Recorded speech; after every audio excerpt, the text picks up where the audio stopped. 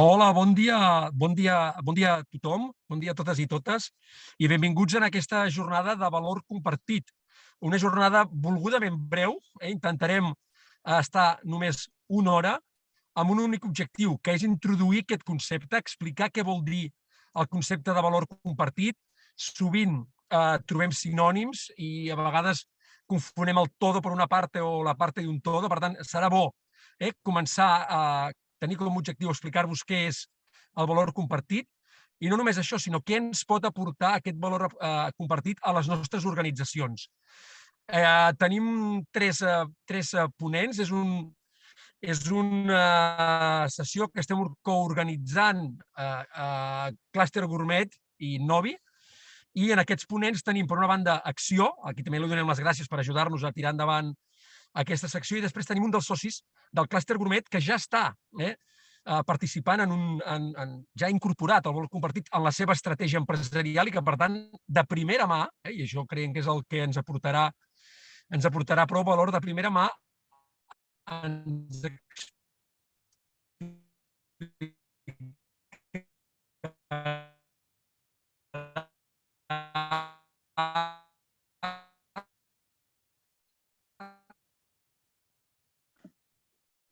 Bueno, bon dia també per part meva. Em sembla que l'Eloi està tenint algun problema de connexió perquè estan viatjant. Tres intervencions.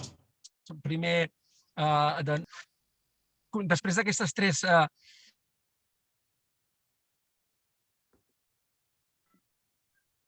Vale, millor segueixo una mica. Sí, David, no sé si pots... No, Marta, Digues, Eloi. que no sé per què... No.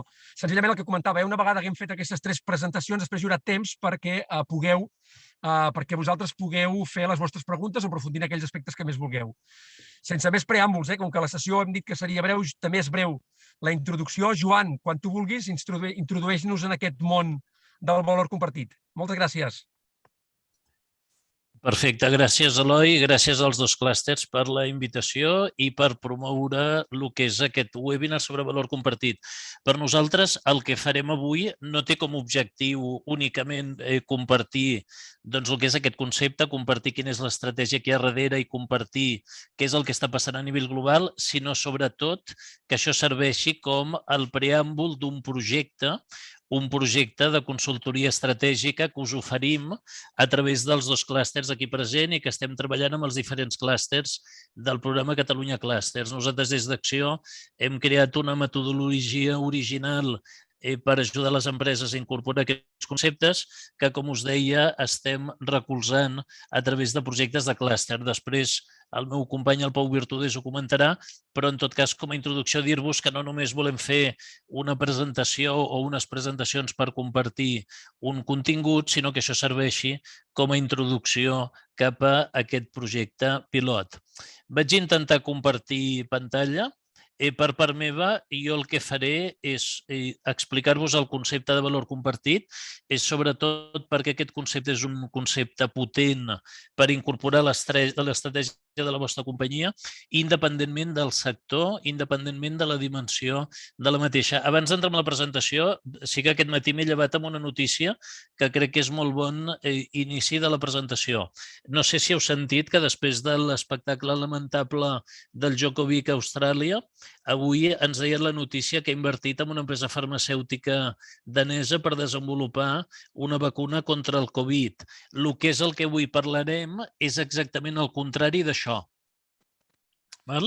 És a dir, fer una inversió amb impacte social per netejar l'imatge és el contrari del que parlarem avui. Llavors, no sé si és una bona introducció o no, però a mi m'ho sembla. El que us explicarem ara té molt a veure amb que aquest impacte social estigui imbrincat a l'estratègia de la companyia i això té uns beneficis amplíssims des de molts nivells, però en cap cas té a veure amb una neteja de la imatge. Anem a introduir aquest concepte amb alguns exemples pràctics. Nosaltres, al novembre del 18, vam estar de viatge a Nova York aquella setmana que estàvem a Nova York al novembre, hi havia dos grans temes que eren trending topic. Un era la marató i l'altre era que Amazon anava a obrir el segon headquarters al barri de Queens. Anava a obrir el segon headquarters en un dels barris més pobres de la ciutat i, de fet, això va provocar una sèrie de manifestacions dels veïns perquè tenien por que es produís aquest fenomen que coneixem també nosaltres de la gentrificació. El que eren aquests veïns tenien por que els hi posessin els lloguers, els hi posessin els preus dels productes bàsics arrel de que Amazon s'instal·lés en el barri. Amazon en aquell moment, Jeff Bezos, l'home més ric del món, va haver de canviar una decisió estratègica de gran calat perquè arrel d'aquestes manifestacions dels veïns varen veure que no eren ben rebuts al barri de Queens. L'home més ric del món canviant una decisió estratègica perquè uns quants veïns s'hi oposen. Més recentment, i en aquell moment el segon home més ric del món, actualment el primer, s'han intercanviat els papers entre Bezos i Elon Musk. Tesla té el projecte de la gran gigafactoria a Berlín, que ha estat parat unes quantes setmanes perquè durant el procés s'ha trobat una espècie de serp endèmica de la zona de Berlín que està en perill d'extinció, parant la gran gigafactoria per la qual han lluitat diferents països del món per una espècie de serp en perill d'extinció. Fixeu-vos en aquests dos grans exemples. Els dos homes, les dues companyies més poderoses del món, parant o modificant grans projectes estratègics per aspectes que ens poden semblar totalment perifèrics o inclús anecdòtics. Si a ells això els hi afecta, podeu imaginar el que passa amb tota la resta, el que ens passa a tots nosaltres. El que és evident és que la societat és una variable clau en els negocis. Crec que això es pot dividir en 5 àmbits, que ara us explicaré. Un primer molt clar, que és el talent.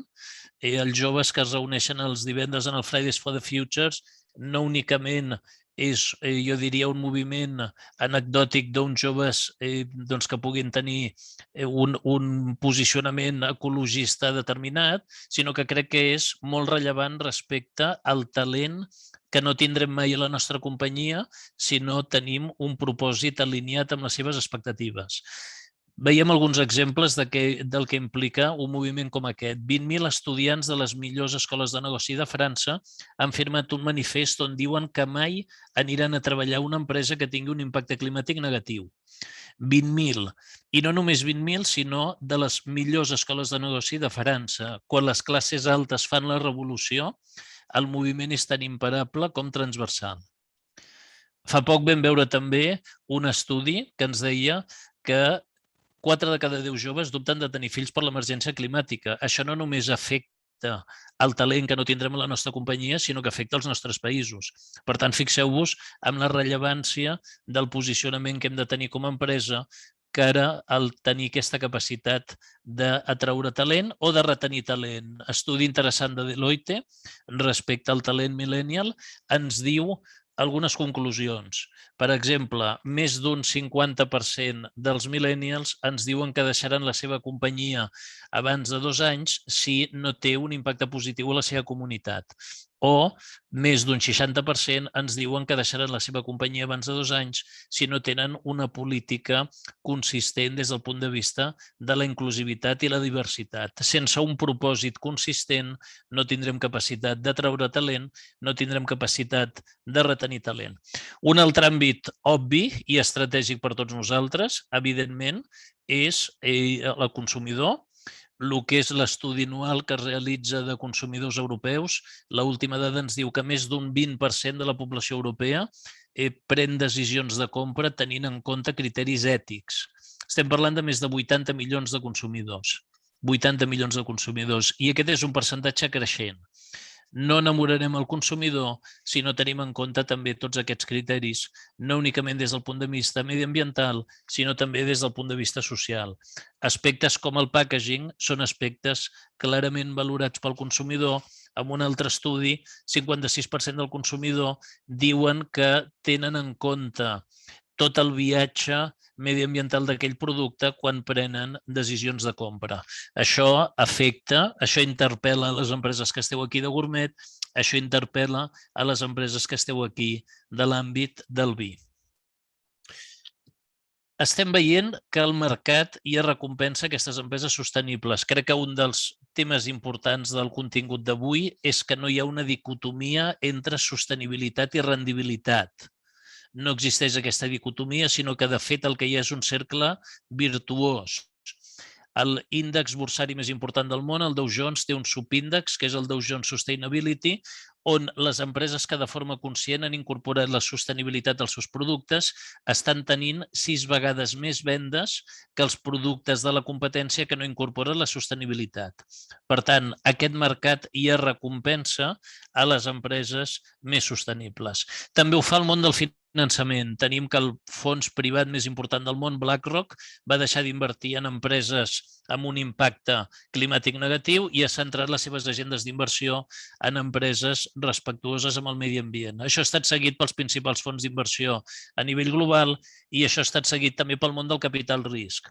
Un estudi molt interessant del tercer fons de capital risc més important del món, Atomico, ens diu que més de 500 startups a Europa han captat més de 4,4 bilions de dòlars amb models de negoci vinculats al que s'anomenen els ODS, els Objectius de Desenvolupament Sostenible. Abans, quan algú muntava una startup, se li deia que havia de tenir un equip consistent i un model de negoci escalable. Ara, a més, se li ha de dir que aquest model de negoci tingui un impacte social i mediambiental positiu. I l'últim àmbit que està afectant de forma clara a les nostres organitzacions, evidentment, és la legislació. La legislació per sostenibilitat serà cada cop més exigent. De fet, existeix ja una directiva a nivell europeu que va començar obligant només a les empreses més grans, aquelles amb més de 500 treballadors, a fer un reporting social i mediambiental a part del reporting econòmico-financer. Aquí veieu també la còpia del BOE, perquè això ja es va fer la transposició a nivell espanyol i això cada cop afectarà més a les pimes. Per tant, la legislació ens obligarà també a demostrar que tenim un posicionament respecte a aquests àmbits. Crec que tot el que acabo de dir ho podem veure com una amenaça o com una oportunitat. Fixeu-vos al món del foie. Al món del foie sabeu que hi ha moltíssima controvèrsia des de fa molt temps. Ja es va dir que Nova York prohibiria que hi hagués foie a les botigues i als restaurants. De fet, s'ha iniciat un boicot al foie des de França mateix, i per tant, si jo fos una empresa que em dediqués al foie, probablement veuria això com una amenaça. Però, a part de veure-ho així, el que intentaria és veure com una nova oportunitat de negoci. Per exemple, desenvolupant un foie basat en proteïna vegetal, cosa que ja ha fet, per exemple, alguna empresa de Biarritz, és aquest cas concret d'aquest article.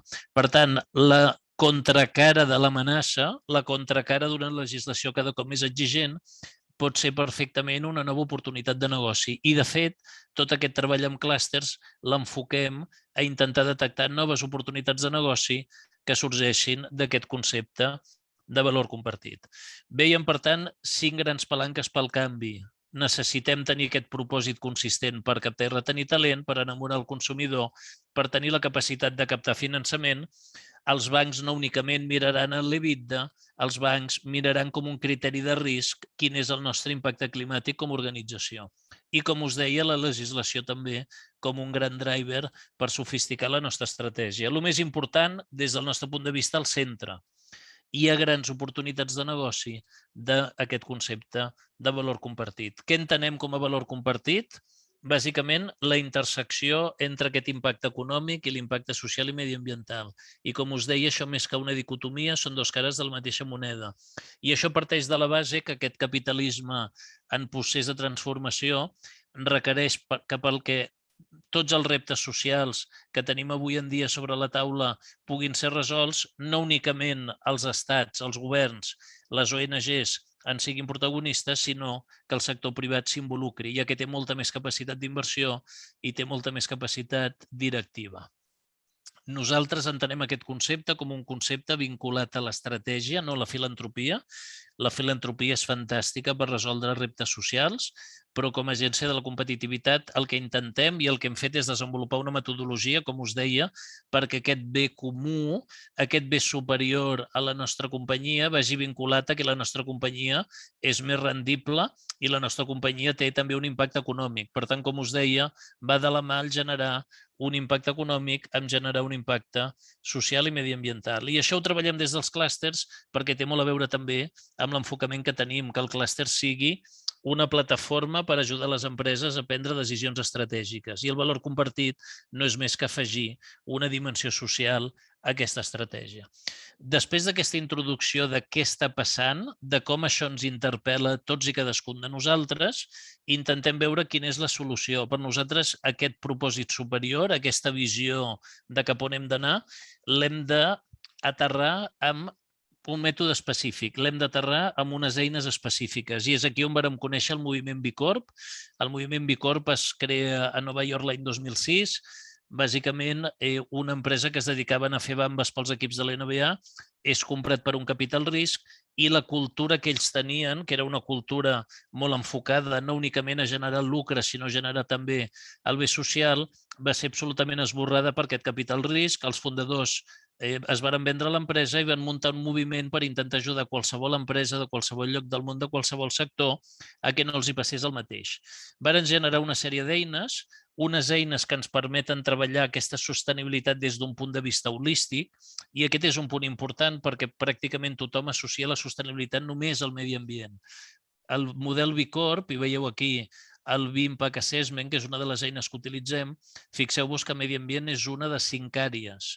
Mirem també l'impacte social, mirem l'impacte en proveïdors, mirem l'impacte en els treballadors i mirem un tema molt important com la governança. Una empresa no és sostenible perquè un dia hagi fet un projecte d'economia circular. Això no és ser sostenible. Una empresa és sostenible des d'un punt de vista holístic si treballa tots aquests àmbits des d'un punt de vista intern, des d'un punt de vista extern. Aquest és un moviment relativament nou. A Catalunya tenim unes 40 empreses certificades Bicorp, avui en veurem una. A Espanya, unes 104, i per tant és un moviment que està a l'inici, que nosaltres no tenim com a objectiu necessàriament que les empreses us certifiqueu, però sí que us enfronteu a aquesta eina perquè ens sembla que és l'eina més avançada a nivell internacional per fer primer un diagnòstic i veure la vostra companyia com està respecte a tots aquests àmbits. Com he dit, no únicament mediambiental, sinó també aspectes vinculats amb la política salarial, amb l'igualtat de gènere, amb el percentatge d'aprovisionament local, entre d'altres. El moviment Bicorp ha arribat, evidentment, al sector alimentari. En el cas de Gourmet, com que després veurem una empresa, no hi entro. El sector del vi, el moviment Bicorp, que com us deia es va crear el 2006, té la seva primera empresa certificada el 2014, una empresa d'Oregon, a la costa oest dels Estats Units. Actualment només una vintena de cellers a tot el món certificats Bicorp. Per tant, estem just al principi. Aquí, no únicament pel celler, sinó també per altres tipus de companyia que esteu seguint aquest webinar, la gran diferència entre el que és el model Bicorp respecte a la multitud de certificacions que teniu és que no parlem només del procés productiu, sinó que parlem des d'un punt de vista holístic. Algunes empreses teniu producte ecològic, altres esteu treballant producte biodinàmic i totes aquestes certificacions o metodologies habitualment entren en el procés productiu, se centren en la vinya. Aquí el que veiem és d'un punt de vista més holístic, doncs quina és la política salarial, quin és el treball que genera amb la vostra comunitat local, entre d'altres aspectes. Per tant, és totalment aplicable al món dels cellers, la metodologia Bicorp, i els que us animéssiu seríeu dels primers a nivell mundial, perquè, com us deia, només una trentena de cellers a tot el món certificats Bicorp, la major part d'ells al continent americà, sigui Nord-Amèrica, sigui Amèrica del Sud, molt pocs d'ells a nivell europeu. Per acabar, deixeu-me mostrar-vos alguns dels resultats que el que fan és exemplificar tot el que estem parlant. És a dir, per què apostem per aquesta metodologia? Entre d'altres coses, perquè ja veiem resultats d'allò que ens agradaria que passés des d'un punt de vista molt més massiu. A Espanya, un 18,8% dels directius són dones. Les empreses B Corp espanyoles, el 63% dels directius són dones. A Espanya, si agafem les empreses de l'IBEX, veiem que el que més cobra la companyia respecte al que menys cobra, hi ha un paràmetre de 123 vegades. Les empreses B Corp, el 62%, tenen un rang inferior a 5. Un gran tema de debat actual, com sabeu que és els problemes que tenim d'aprovisionament pel fet de l'escurçament de les cadenes de valor que s'està produint, les empreses B Corp tenen ja un avantatge competitiu, ja que el grau d'aprovisionament local és un dels criteris que es treballa i que es té en compte, i veieu aquí també dades en aquest aspecte. Per tant, des del punt de vista social intern, des del punt de vista social extern, fixeu-vos en uns resultats d'allò que ens agradaria probablement a la majoria. No sé si ja pensem nosaltres en treballar amb empreses que compleixin aquestes característiques, probablement pensem que els nostres fills voldríem que treballessin amb empreses amb aquestes característiques. Per tant, es tracta d'intentar tenir-ne més. Crec que anem cap a un món bipolar on hi haurà dos extrems. Amb un extrem tindrem empreses tòxiques, amb l'altre extrem tindrem empreses activistes. I posem dos exemples d'empreses activistes. Una empresa que a la seva pàgina web us pregunta si voleu saber com va la querella contra el president. L'empresa Patagònia va demandar el president Trump perquè l'empresa Patagònia, que al principi es posicionava com un fabricant de roba per fer activitat exterior, ara es posiciona com una empresa que el seu posicionament principal és defensar el planeta. I si hi ha un perill públic contra el medi ambient del planeta com el president Trump, és una decisió estratègica presentar-li una querella. Fa pocs mesos, el fabricant de gelats Ben & Jerry's va decidir no vendre gelats als territoris ocupats il·legalment, segons la ONU, de Palestina. Fixeu-vos, dues decisions estratègiques contràries exactament a el que ha fet el Djokovic aquest matí. És a dir, dues decisions que potser no tindran un rèdit positiu respecte a la companyia, potser el tindran negatiu, perquè el fet que Ben & Jerry's deixi de vendre gelats a Palestina amb el poder que pot tenir la comunitat jueva és una decisió que molts poden pensar que què en treu de positiu l'empresa pel fet de prendre aquesta decisió. Les empreses activistes es fixen amb la compta de resultats, però primer es fixen amb els principis. Crec que hi ha un últim punt a tenir en compte, que és que tot el que hem parlat afecta el món físic i cada cop més aquest món físic té una altra cara, que és el món digital. I això ens afectarà a tots. I hi ha un tema d'ètica molt important respecte a la propietat de les dades, no únicament de les nostres dades a nivell personal, sinó les nostres dades com a empresa. Què passa amb les dades que existeixen en mans de grans plataformes tecnològiques de les nostres companyies? Quin tractament fem de la privacitat de les dades dels nostres clients? Això és un tema absolutament trending topic avui en dia. Què passa amb el poder que donem a aquests algoritmes i per tant, intentar donar també una pàtina social a aquests algoritmes que, com en el cas d'aquest documental interessant de Netflix, la policia dels Estats Units, en funció de la persona que ha dissenyat l'algoritme, el sospitós de cometre un acte il·legal respon al contrari de com és la persona que ha generat aquest algoritme. Aquest algoritme normalment el genera un home blanc de 40 anys. Si ens trobem amb una dona negra pel carrer amb una actitud sospitosa per la policia en qüestió, l'algoritme acaba portant aquell policia cap a aquesta persona d'una forma absolutament esbiaixada.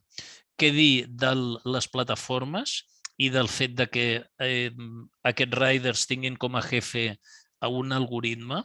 I què passa amb els drets socials dels treballadors que treballen en aquestes empreses? Què passa amb utilitzacions que fan les grans tecnològiques, com el que va ser Apple, que volia gravar-nos a tots nosaltres per poder detectar possibles comportaments pedòfils?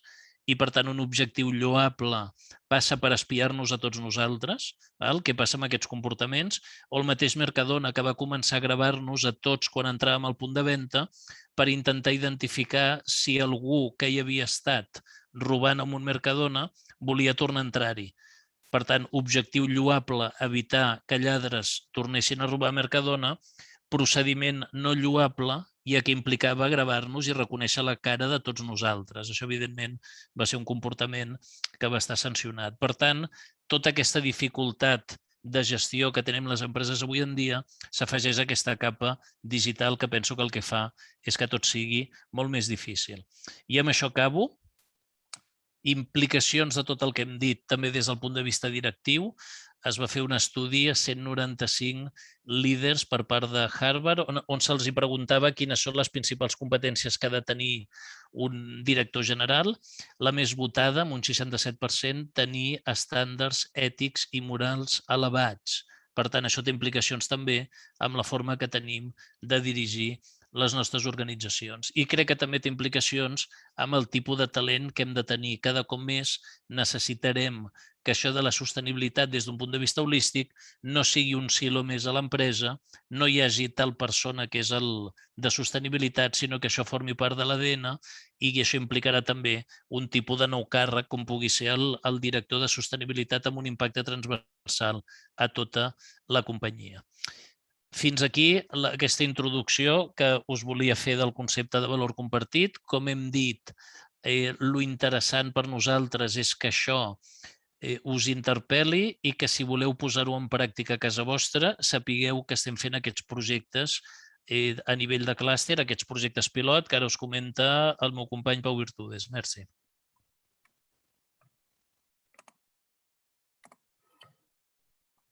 Molt bé. Bon dia a tothom. Entenc que veieu la presentació. Encara no, Pau. No? Ara sí. Sí? Perfecte. Doncs no sé, jo la veig... No sé si la veieu bé, la veieu àmplia, L'hauries de maximitzar, Pau. No sé. Espera, aviam si...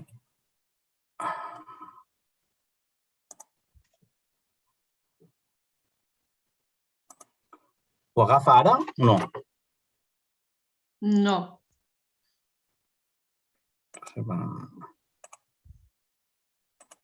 És estrany, això. A veure si ho torno a fer.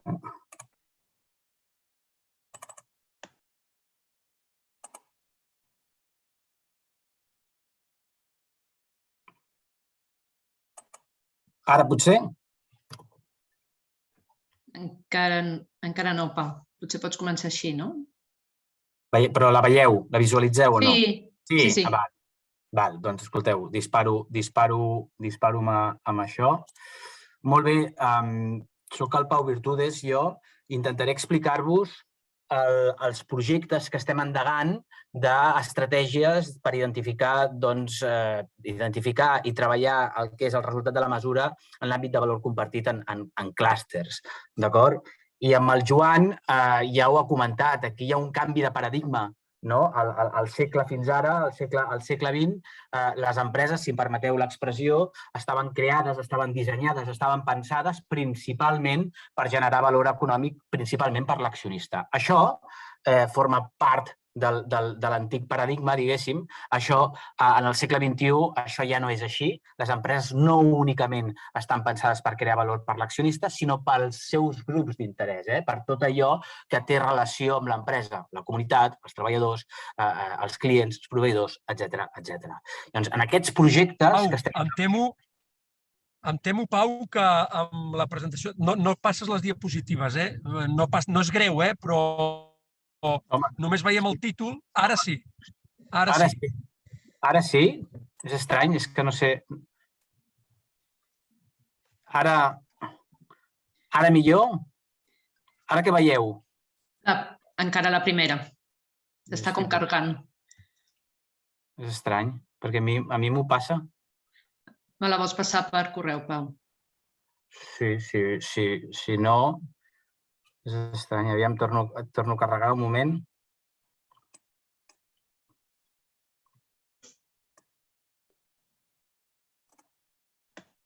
És estrany, això no m'havia passat, tu. Passa-me-la, si vols, Pau, intento fer-ho jo des d'aquí, Bé. vaig passant. Espera, te la passo.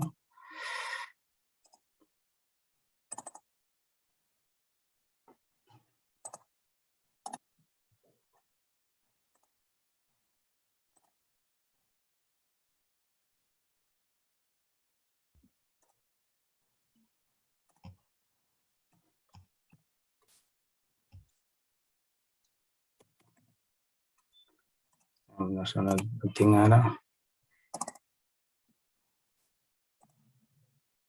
No sé si us sembla bé, no sé si per avançar, si voleu, fem una mica de canvi i que intervingui ara la Mònica i pots tu tancar Espera, el projecte. deixa'm intentar-ho, aviam si puc. Vale, perfecte. L'últim cop. Perfecte.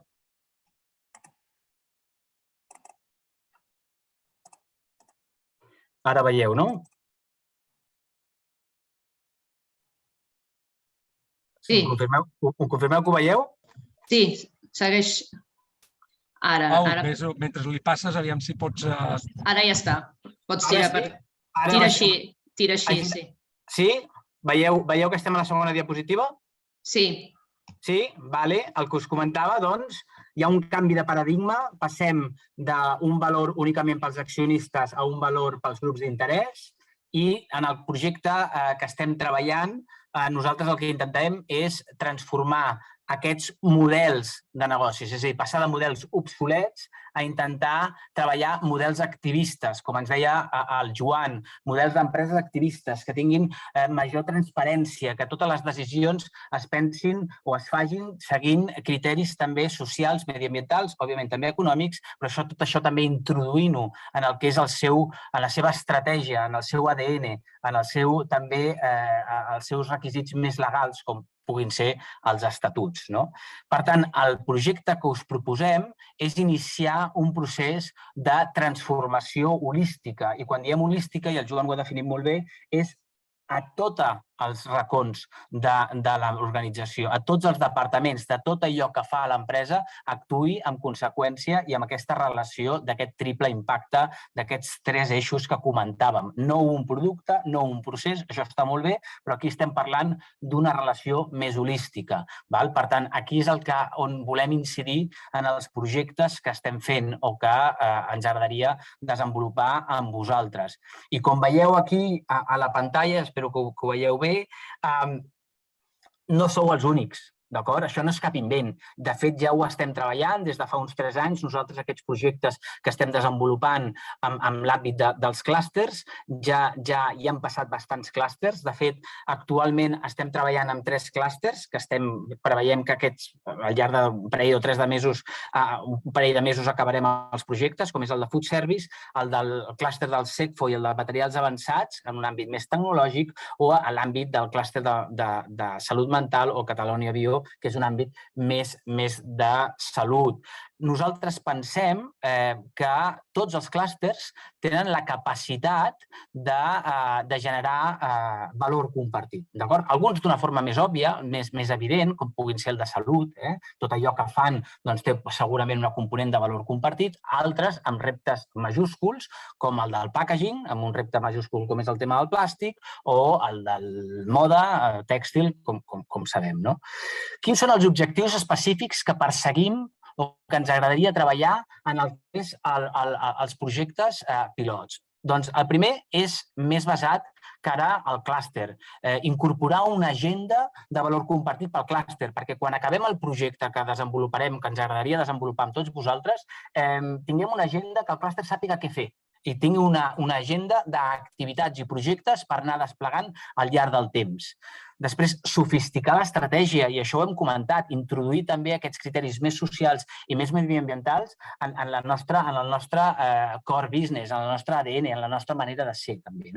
Capacitar a les empreses en la metodologia de valor compartit. Nosaltres, aquest concepte més estratègic que estem parlant, l'aterrem, l'hem d'enterrar d'alguna manera, i l'aterrem amb aquestes eines Bicorp, perquè, com ja ha comentat el Joan, ens semblen unes eines molt bones, internacionals, que es van renovant i amb una força important i que ens poden donar el contingut que al final estem buscant.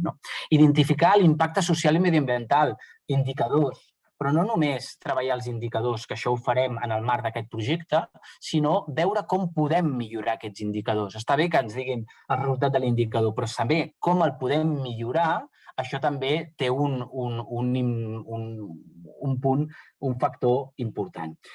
I el darrer criteri o objectiu que perseguim en aquests projectes, i potser és un objectiu més nostre, també més general, és posicionar Catalunya. Nosaltres ja fa molts anys que treballem, jo que diria que ara farà 30 anys que treballem en política de clústers, liderem la política de clústers, com sabeu, i en sabem, però amb valor compartit en anem aprenent. D'acord? Som uns rookies en aquest sentit. En sabem més ara que l'any passat i l'any passat en sabíem més que fa 2 anys. Per tant, anem aprenent mica en mica.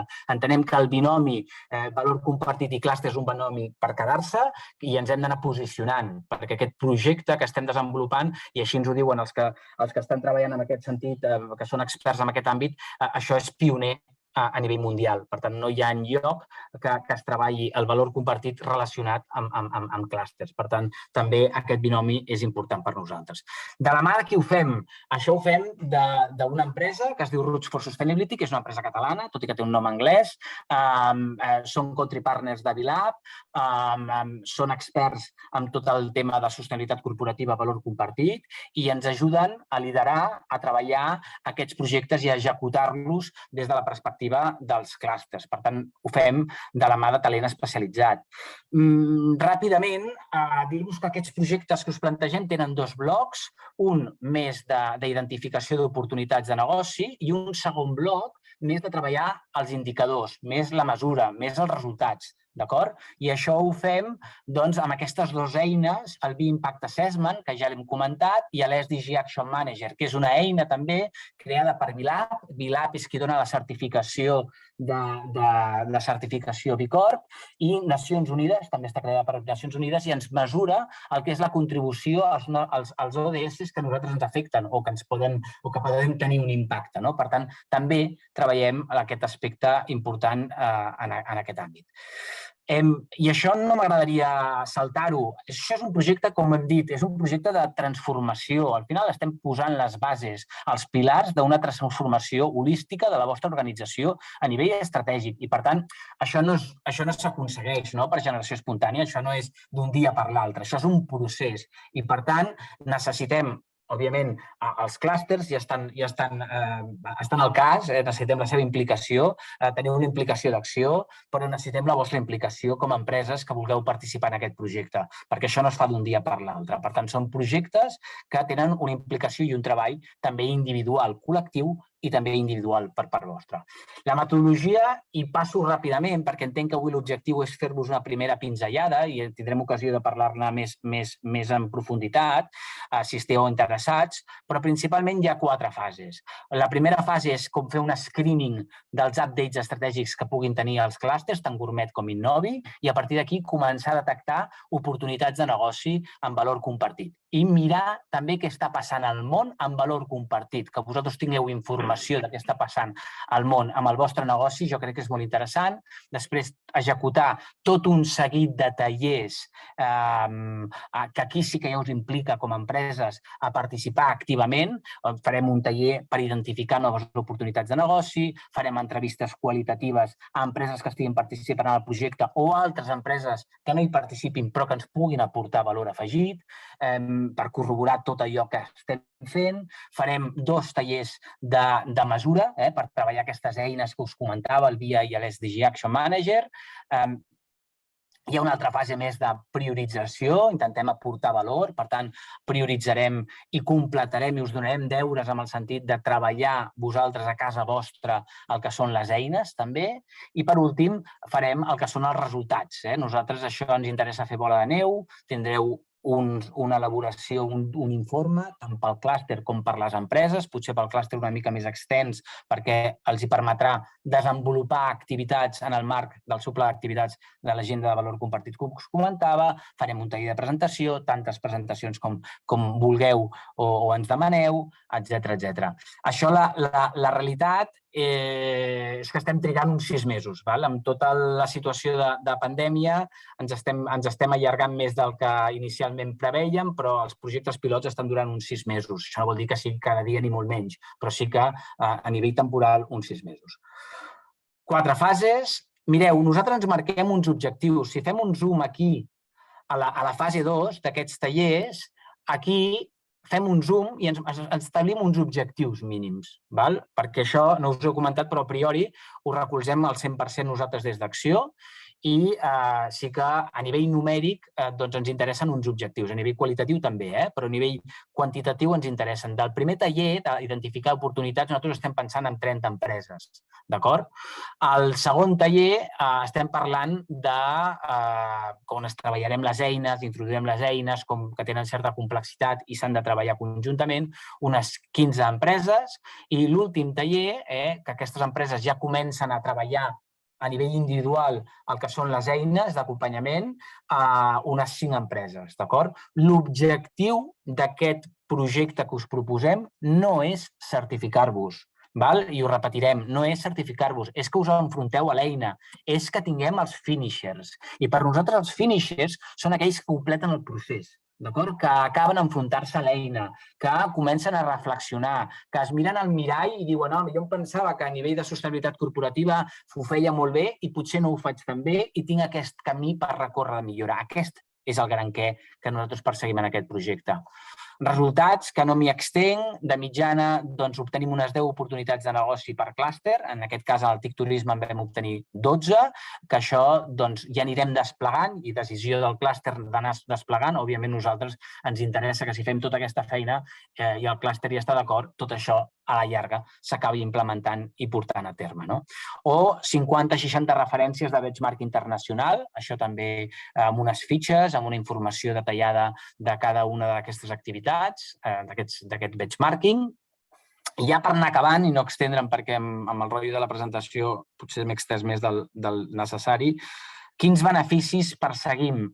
Doncs mireu, aquí primer és sofisticar l'estratègia, d'acord? Incorporar aquesta vessant més social i mediambiental a la vostra estratègia, fer-la més robusta al final.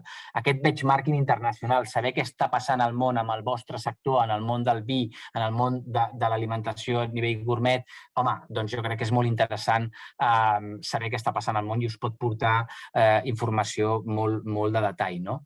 Identificar noves oportunitats de negoci, saber què podem fer en aquest àmbit a nivell col·lectiu o a nivell individual, treballar tot el que és la mesura, els ODS, el B Corp, un informe que ens ha de permetre també una millora contínua en aquest sentit de coses a poder fer i a millorar en l'àmbit de sostenibilitat i un compromís i cultura amb la sostenibilitat corporativa. Si volem fer un canvi, posar els pilars de la base, hem de tindre aquest compromís i això també ho hem de treballar. La pregunta aquí que ens queda és si voleu ser finishers o no, si voleu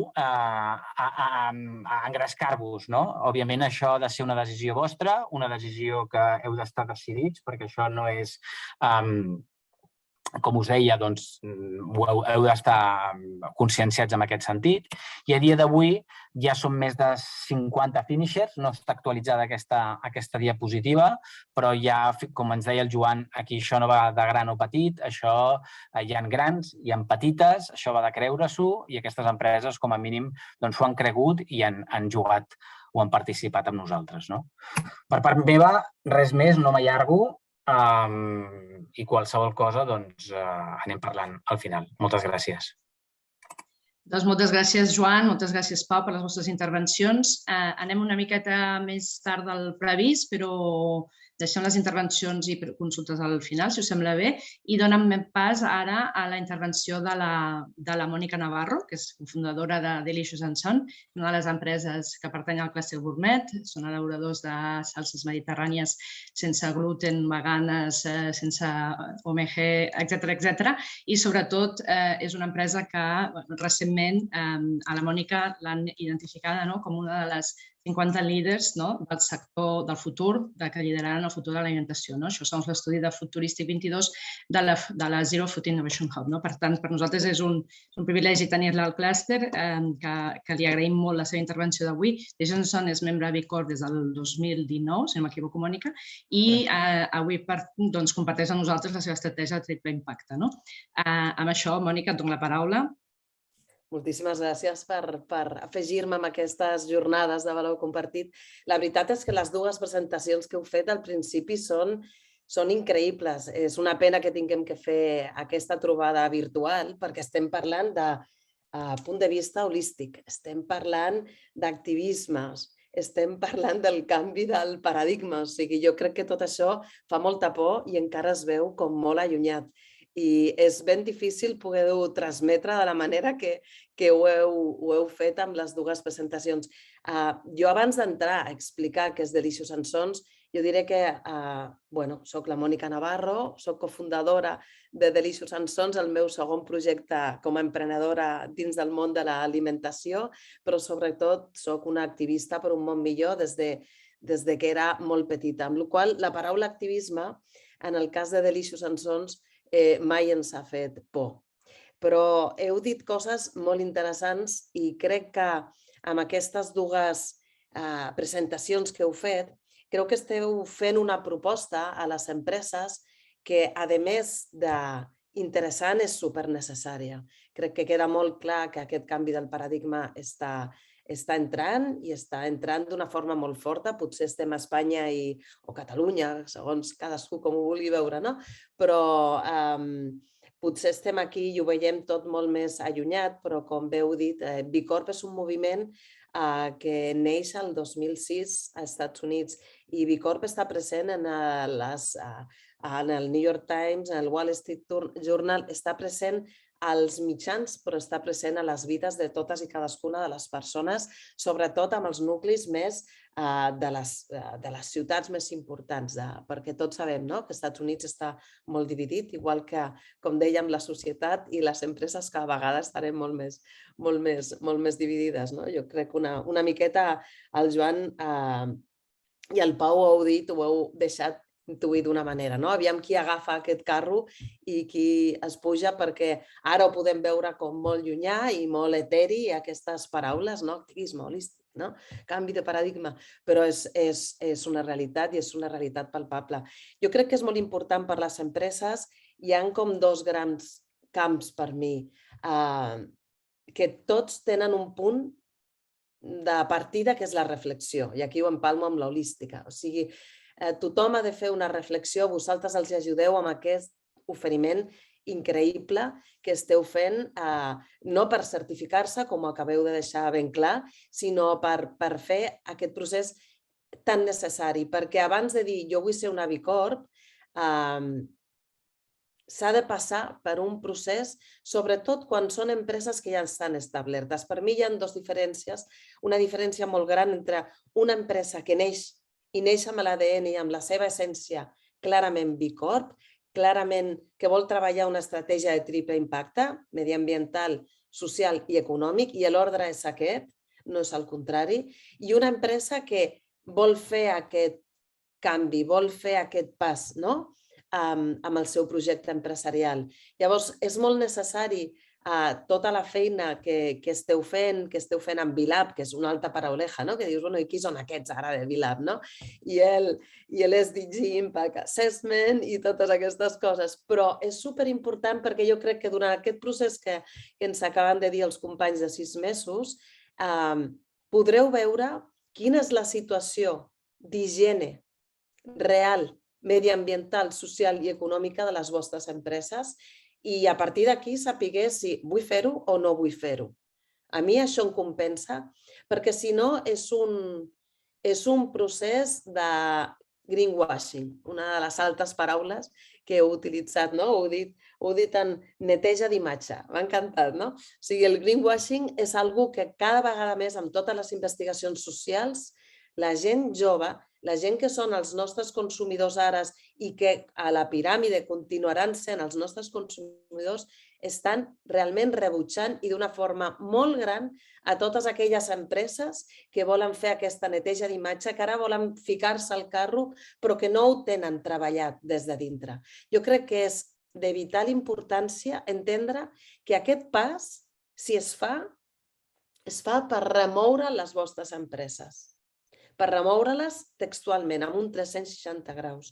Perquè fer una estratègia de triple impacte mediambiental, social i econòmic significa que ja el nostre objectiu principal ja no solament és el benefici final, o el benefici, la facturació, el que li donaré a aquesta imatge que diré, quan hem fet a l'accionariat? No.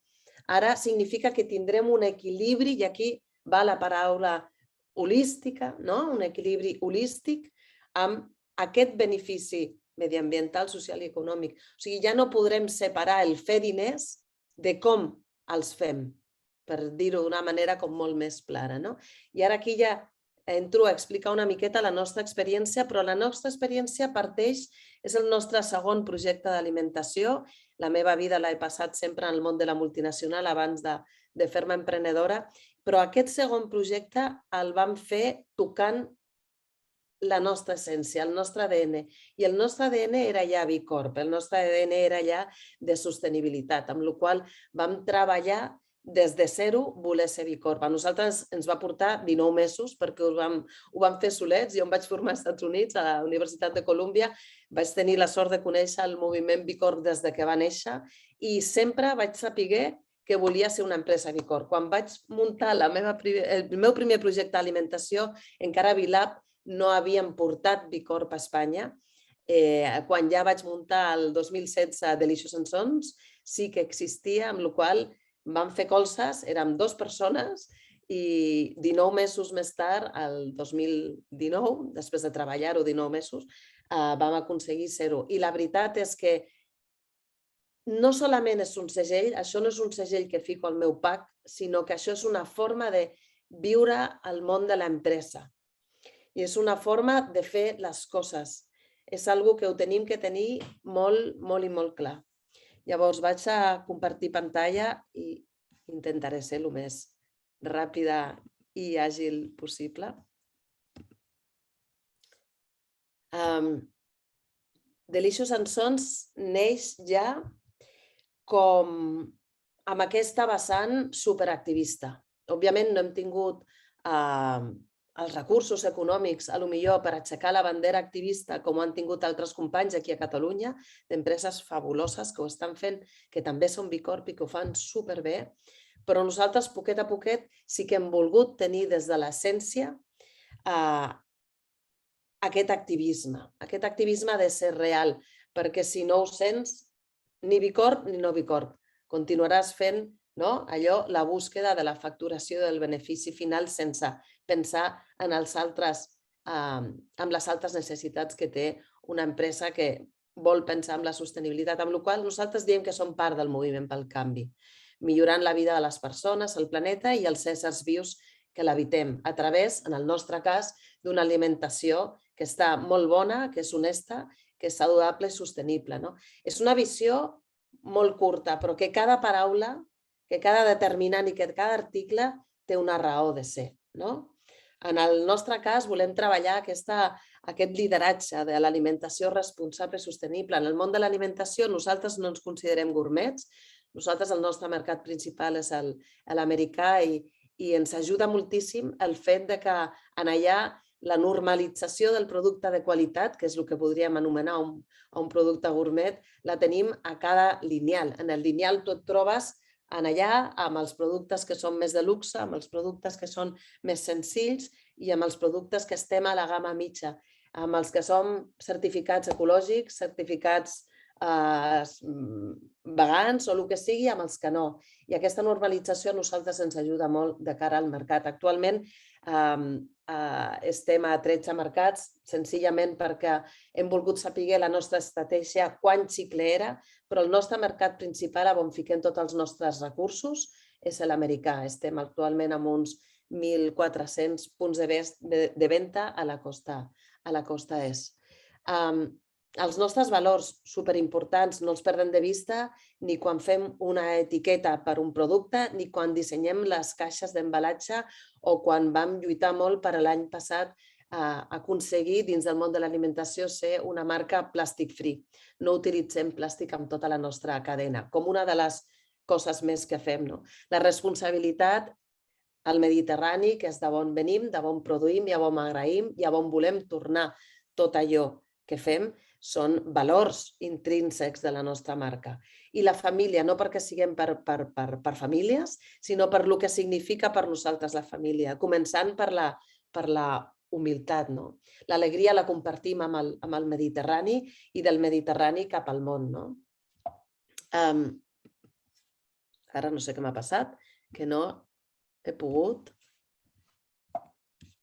Bueno, passaré així. Dins d'una empresa B Corp o no B Corp, però que vol ser sostenible i que vol treballar una estratègia de triple impacte, no ens podem oblidar la nostra cadena de valor. Nosaltres aquí no ho repassarem tot, però sí que treballem des de la llavor fins al producte final, i dic producte final perquè fins ara hem treballat a la categoria de salses i condiments. Ara mateix, aquesta primavera, llancem una gamma de pasta de llegum amb un sol ingredient, perquè el que trobem al mercat és que les pastes de llegum, per exemple, estan fetes amb una mica de llegum, però també amb una mica d'arròs, amb una mica de moltes coses, de mica. Llavors, quan llancem una pasta, aquest projecte també a nosaltres ens ha costat molts mesos fer-ho, perquè hem volgut fer un projecte de pasta de llegum amb la que és de llentia amb llentia i la que és de cigrons de cigrons, la que és de pèsols i amb totes les nostres certificacions. Llavors nosaltres treballem aquesta cadena de valor i treballem sobre 10 dels possibles 17 ODS que marquen les Nacions Unides. Diem que nosaltres estem cuinant un món millor perquè realment dins d'aquest 10 ODS no els perdem de vista i, com deia abans, treballem en el detall i és l'única manera de poder respondre a una estratègia de triple impacte, fer una remoguda interna brutal i estudiar d'una forma molt humil i molt honesta quina és la nostra salubritat dins de l'empresa, com funcionem des de lo més petit, des de l'inici de la cadena fins a que arriba al consumidor. I aquí també parlem, òbviament, de la logística. Aquí seria molt llarg explicar tot això, però nosaltres no som una empresa que treballem una gamma de productes, no tenim uns camps de cultiu de l'oliva i fem tot l'oli i el que puguem fer derivat de l'oli, sinó que nosaltres treballem subcontractant aquestes fàbriques i fent tot un tema d'innovació amb el qual vam fer un esforç molt gran per arribar a tenir totes les certificacions que per nosaltres és innovació i inclusivitat, perquè és molt difícil trobar un producte al mercat que pugui dir que està certificat per aquest mercat i per l'americà, ecològic, sense transgènics, vegà, vegetarià, sense gluten, que no porta sucres afegits, no porta ou i que a més és paleo i keto. És molt complicat, és un tema que dius és un segell per qual pagues, no, és una feina que hem fet de la mà també de les fàbriques amb les quals nosaltres hi treballem i que ara estem fent de la mà de la nova fàbrica on estem produint aquesta nova gamma de llegums, que són nosaltres com treballem els nostres segells, treballem sota el concepte d'inclusivitat, perquè realment quan ens posem a pensar en quin és el nostre públic, ens imaginem al voltant d'una taula i ens trobem a gent que un de cop i volta als 50 li ha sortit que té una al·lèrgia al gluten, l'altre que per motius animalistes o de consciència vol ser vegà o vegetarià, l'altre que solament consumeix producte ecològic. I això per nosaltres ha sigut molt important per entendre que avui en dia necessitem ser inclusius més que mai. Orgullosos, aquesta slide per mi és brutal. O sigui, una és ser certificada B Corp. Som en tot el món, em sembla que no arriben a 30 empreses certificades d'alimentació B Corp, amb la qual també teniu aquí, els del clúster gourmet, teniu un bon repte a ser una més de la família B Corp a tot el món. I realment la definició és molt clara, no? Les empreses certificades B Corp complim els més alts estàndards en termes de tota la feinada que fem en responsabilitat social, mediambiental i la transparència empresarial. Liderem aquest moviment global de persones que utilitzem la força dels negocis per generar un impacte positiu. Nosaltres, a més, parlant de Patagònia, abans l'heu anomenat, és una marca que jo crec que és més que una marca, jo crec que és una forma d'aprendre. Solament us convido a navegar per la seva web o a escoltar un TED Talk d'una persona que té quasi 80 anys i que és el CEO de Patagònia, que és increïble el que ell explica de com van començar, a on produïem i quina empresa és ara, perquè ara solament estan aquí per fer un món millor. Doncs aquest senyor, amb un altre, van crear 1% for the Planet, que és una ONG increïble que pertany a Patagònia, de la qual el que fan és que ells no volen que les empreses que estem associades els donem recursos o diners, no. Ells el que fan és una auditoria molt important de les ONGs amb les quals tu treballes i tu com a empresa et compromets a donar com a mínim l'1% de la teva, perdoneu que estic una mica com refredada, de la teva facturació anual. Això és voler és poder. O sigui, aquesta frase que jo li dic als meus fills és una realitat. Si volem canviar les coses, ens tenim que pujar les mànigues i posar-nos a treballar i a fer feina, perquè realment no crec que hi hagi una altra manera, potser a curt plaç sí, però a mig plaç ja no crec que hi hagi lloc per entendre les empreses amb un únic amb la forma en què ho enteníem del capitalisme més antic, el benefici final de la facturació. Això ja no us dono més rotllo, perquè és una cosa molt dins de la nostra marca. Aquesta és la gamma que us deia, nova, que llançarem amb tot el propòsit darrere. Ens ha costat quasi 2 anys. I molt curiós, nosaltres vam començar a dir que teníem que fer alguna cosa més pel Mediterrani, per aquest lloc on nosaltres estem rebent tant, gràcies al Mediterrani, que és d'on surten tots els nostres productes, nosaltres podem ser Delicious and Son, i vam crear com una àrea molt activista, que es deia We Care, on primer de tot treballàvem al Mediterrani amb el que és la imatge que tots tenim al cap, que és el nostre Mediterrani, el mar Mediterrani, amb unes neteixes que aquest any, aquest passat setembre, va moure més de 400 persones i 300 quilos de brossa durant una hora. We Care es va llançar senzillament com una lupa garante de la nostra cadena de valor. Aquest any ens falten recursos, però estem lluitant perquè aquest febrer ja serà el We Care la nostra fundació.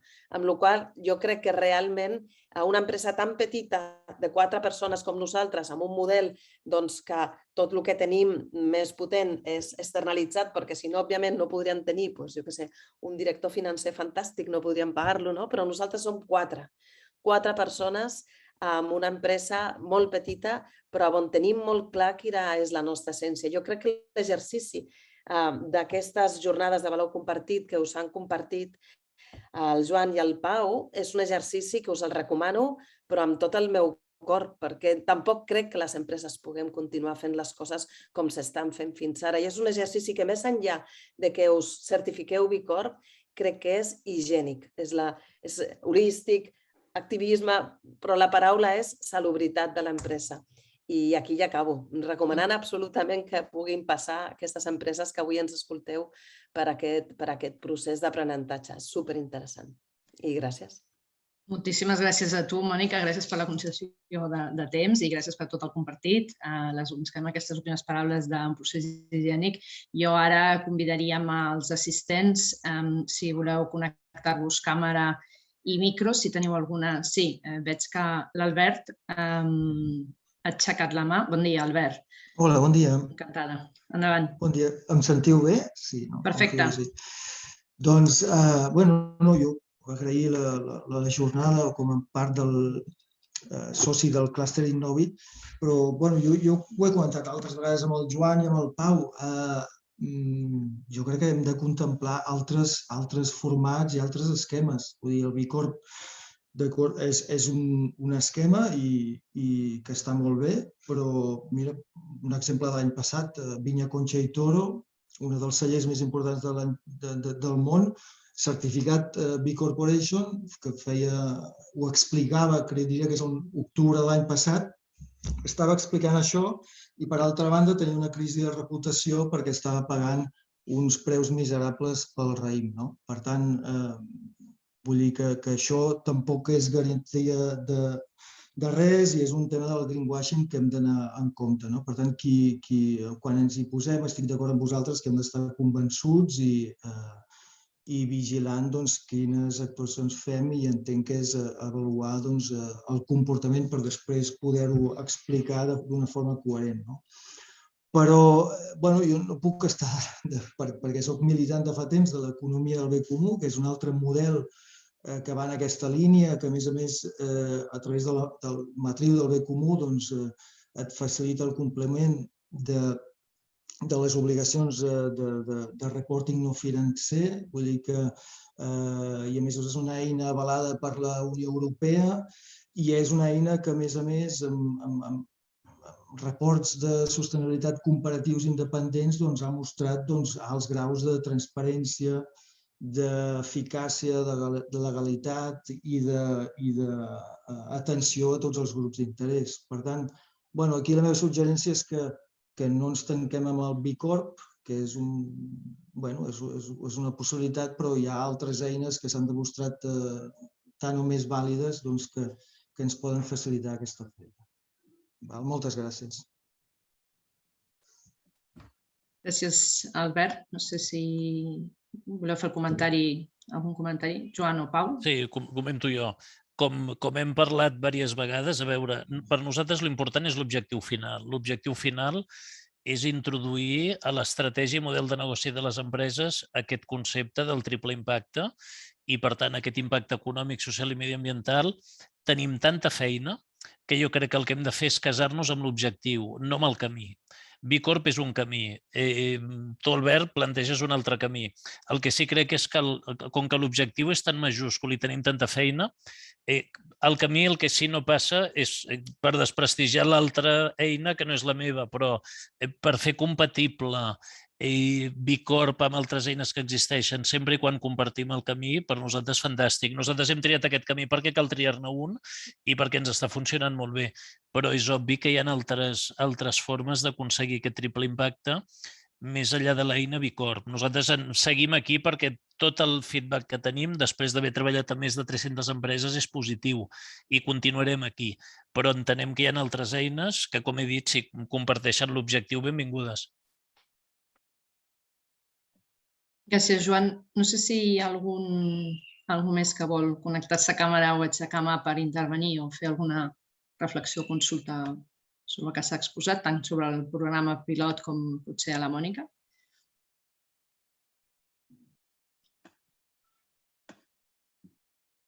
Jo, si puc afegir a l'Albert, solament nosaltres, quan vam decidir començar el procés de certificar-nos, de l'assessment, el procés de certificació de Bicorp, vam estar mirant a nivell internacional altres fórmules.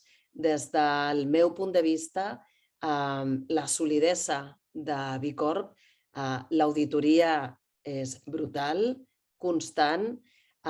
Des del meu punt de vista, realment aporta moltíssim. És molt, molt difícil trobar una perfecció, sobretot pensant des del punt de l'empresa. O sigui, hi ha una vessant que és, acabes de comentar, un exemple d'una empresa que ha tingut aquesta situació. Jo crec que al final l'essència de les empreses som nosaltres, som qui les portem, qui les creem. Llavors el Bicorp està està posat amb una sèrie de... Si mirem tot el número d'empreses i les empreses que estan certificades B Corp, és importantíssim i és importantíssima la feina que ells fan d'auditoria. O sigui, no arribes a estar certificat B Corp si realment no compleixes amb un fotimer d'inputs que, a més, has de presentar, has de certificar. O sigui, per ser B Corp, a més, has de canviar els teus estatuts d'empresa. O sigui, imagina't. Vull dir que no és perfecte perquè nosaltres, l'ésser humà, desgraciadament, de perfecte en tenim molt poc. I després, echa la llei, echa la trampa i, òbviament, tu tens un percentatge o una puntuació de la teva certificació envers a com treballes totes aquestes àrees amb les quals vas fent l'assessment. I no totes són perfectes. També és un model que, per exemple, quan fèiem l'assessment, me'n recordo de parlar amb els auditors als Estats Units i no els hi podia fer entendre. És un model que està fet per tot el món. Llavors, què passa? Que, per exemple, la nostra realitat en tema de medicina social, no? O sigui, en allà ells no entenen que potser aquí les empreses no tinguem una assegurança particular, que moltes ja les tenim, però no tothom les té perquè ja tenim la seguretat social i que nosaltres ja paguem per la seguretat social o baixes de maternitat. Totes aquestes coses, dins del que quan tu fas el procés aquest d'assessment, són difícils de fer-se entendre aquí, igual que passaria en un altre lloc. O sigui que el B Corp, com res, és perfecte, però hi ha tants àmbits i en tant detall amb els quals tu has de treballar i demostrar que això que estàs dient és veritat, que realment, s'entra en una profunditat del que seria el triple impacte molt gran, enorme. I després nosaltres, per exemple, aquest any ens tenim que tornar no sé com es diu en castellà, però a refer la certificació B Corp. O sigui, no és una certificació per la qual tu pagues i que n'hi ha moltes i que et donen un segell i llavors cada any pagues i vas tirant. No. O sigui, nosaltres aquest any el que tenim que fer és millorar, a més, la nostra puntuació en l'assessment, que és 88,1, però és que has d'anar treballant constantment i entres en el detall i tot és absolutament auditat i tot ha de ser amb els papers legals presentats. O sigui, no trobo...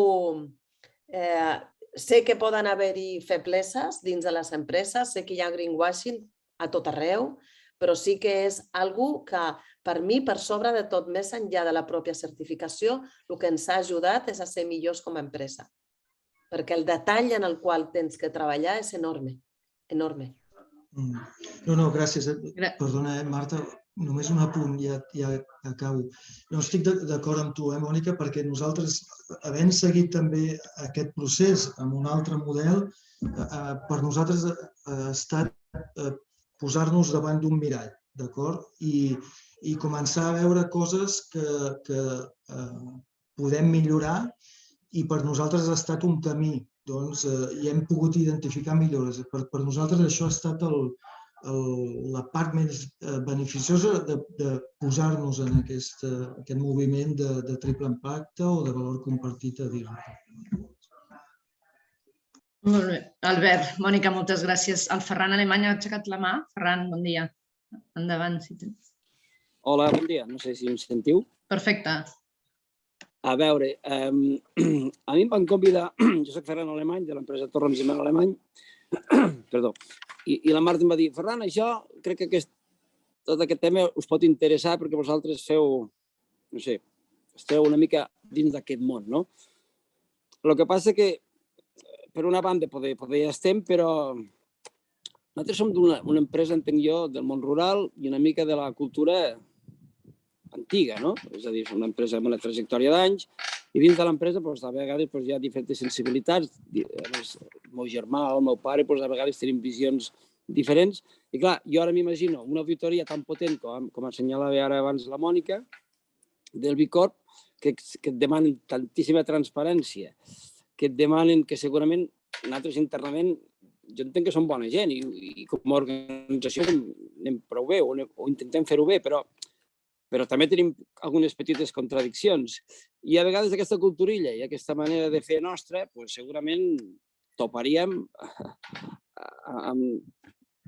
no tenim aquesta cultura de donar tanta transparència. De fet, no ja estem acostumats amb tot això, no?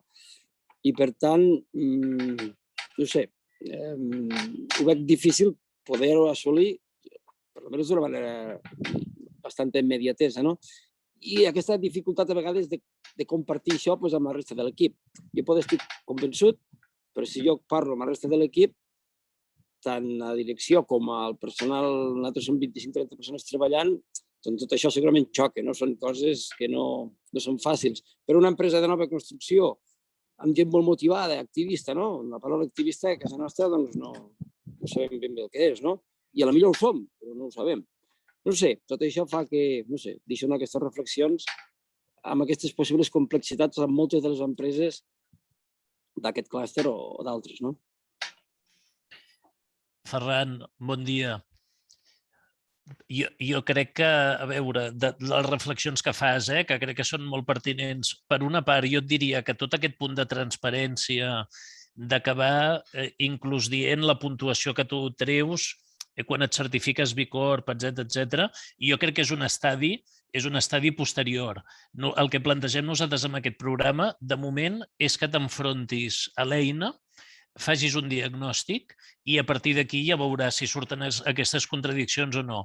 I per fer aquest exercici, a diferència de la Mònica, que ella s'ho va fer tota sola i va tardar, crec que has dit 19 mesos, nosaltres t'acompanyarem amb el procés i t'acompanyarem perquè ho puguis fer en uns pocs mesos.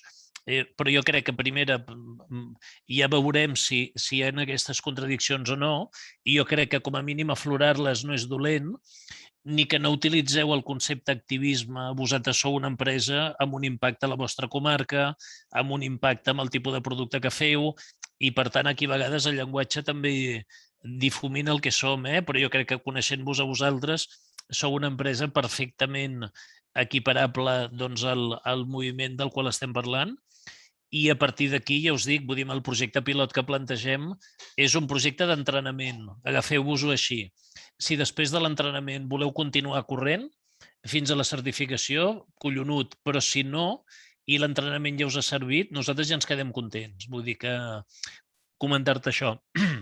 I perdona, i l'últim, clar, el tema laboral jo crec que és dels més importants dintre Bicorp. Vull dir que si els teus col·laboradors no ho veuen, a la que coneguin l'eina, jo crec que ho acabaran veient, perquè l'àmbit laboral és dels que més es treballa i precisament aquí qui en són més beneficiats són els col·laboradors. Vull dir que si aquesta resistència interna penso que és relativament factible que deixi de ser-hi, perquè és dels àmbits, ja et dic, que més es treballen en Bicorp.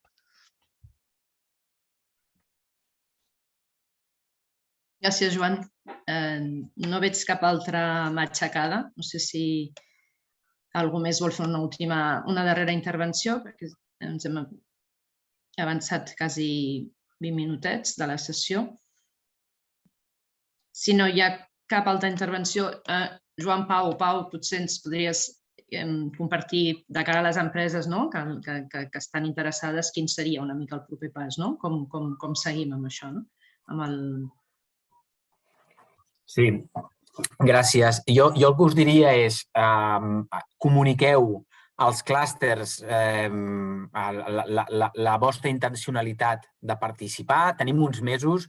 Jo estic disponible per fer reunions a nivell més particular, per posar-ho sobre la taula, per dubtes, suggeriments, què implica això a nivell de temps, el que us pugui ocórrer en les properes setmanes. Per tant, no començarem immediatament, simplement comuniqueu als clústers perquè ells ho tinguin controlat.